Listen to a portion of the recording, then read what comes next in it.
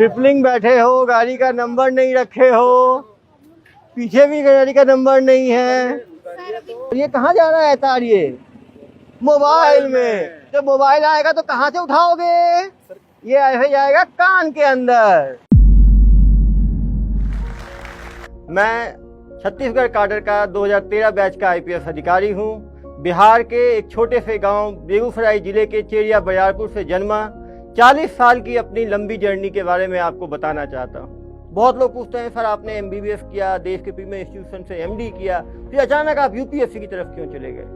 तो मैं उन लोगों को बोलना चाहता हूँ कि आदमी जो चीज़ सीखता है वो जिंदगी भर वो काम आती है। जब मैं एमडी सेक्रेटरी कर रहा था एम्स की, तो मैंने देखा कि काफ़ी लोग मेरे पास आते हैं ट्रीटमेंट के लिए। मैंने देखा कि एडिक्शन के कारण, हीरोइन एडिक्शन के कारण एक बाप ने अपनी 15 साल की बेटी को बेच दिया पैसे के लिए। जब इन चीज़ों को मैंने देखा तो मैंने कहा इस नशे को दूर हम केवल इलाज से नहीं कर सकते। जब तक हम ग्राउंड में जाके उनकी समस्याओं को ना समझें और एक होलिस्टिक चीज़ें काम ना करें, तब तक वो चीज़ चेंज नहीं हो सकता। मैंने देखा किस तरह रोड पे एक्सीडेंट होता है। जब मैं न्यूरो सर्जरी में 3 महीने की पोस्टिंग में था, डेली 8 से 10 लोगों को मरता हुआ देखता था।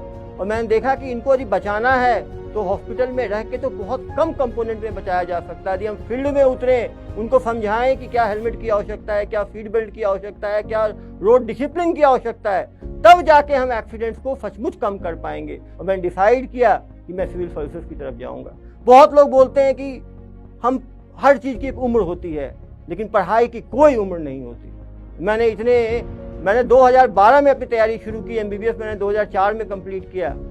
8 साल बाद मैंने तैयारी शुरू करी और मैंने ऑप्शनल अपना मेडिकल साइंस रखा, जिसको मैंने 2004 में छोड़ दिया था। और कभी ये ना सोचें कि मेरा एक अटेम्प्ट बचा है।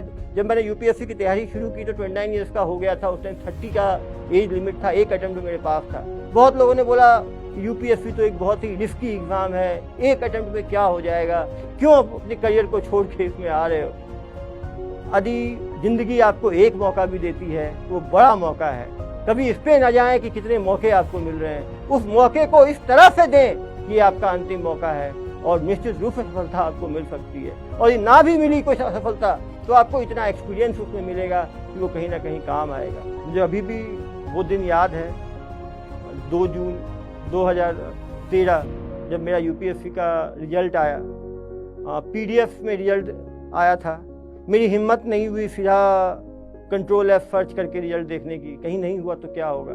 मैंने रैंक 1 से देखना शुरू किया और जब 261 पे मेरा रैंक दिखा तो वो खुशी, मैंने पापा को जैसे ही बताया कि पापा मुझे आईपीएस मिल रहा है, तो जो उनकी आंखों में खुशी था, फिर मैंने अपनी पत्नी को बताया।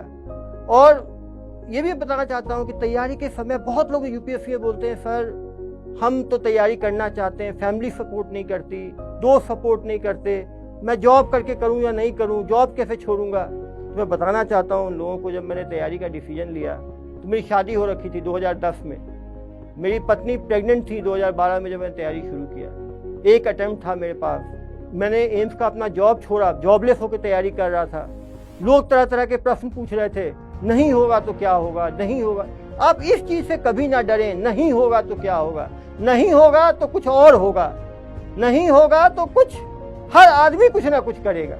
हम ये नहीं होगा से जो परेशान होते हैं और परेशान होते चले जाते हैं, फिर ठीक है तैयारी नहीं कर पाते। और जो ये मेहनत से जब मैंने तैयारी की तो हर चीज़ पॉजिटिव हुआ।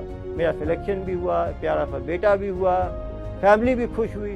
तो यदि हमें परिवार वालों को खुशी देना है तो उसके लिए खुश होकर तैयारी करना पड़ेगा। जब मैं भारतीय पुलिस सेवा मुझे मिला तो फिर मैंने छत्तीसगढ़ काडर मुझे अलॉट हुआ। काफ़ी लोग मुझे सहानुभूति देने लगे, यार तुम्हें छत्तीसगढ़ काडर मिल गया, वहाँ तो नक्सल है, वहाँ तो ये है। कुछ मजाक उड़ाने के लिए बोल रहे थे, कुछ सहानुभूति देने के लिए दे रहे। मैंने हमेशा ये चीज़ सीखा है कि हमें कुछ सहानुभूति पे कभी खुश नहीं होना चाहिए। जब मैं फ्रैक्चर भी हुआ, मैं नगराता भी था, तभी लोग सहानुभूति देते थे। इंडिया में लोग सहानुभूति में भी उपहास की तरह देते हैं। तो हमें खराब फील नहीं करना चाहिए। हाँ, यदि कुछ हुआ है तो हमें फेस करना चाहिए और आगे बढ़ना चाहिए। काफ़ी लोग मुझे बोले तुम दिल्ली छोड़ के वहाँ क्यों चले गए।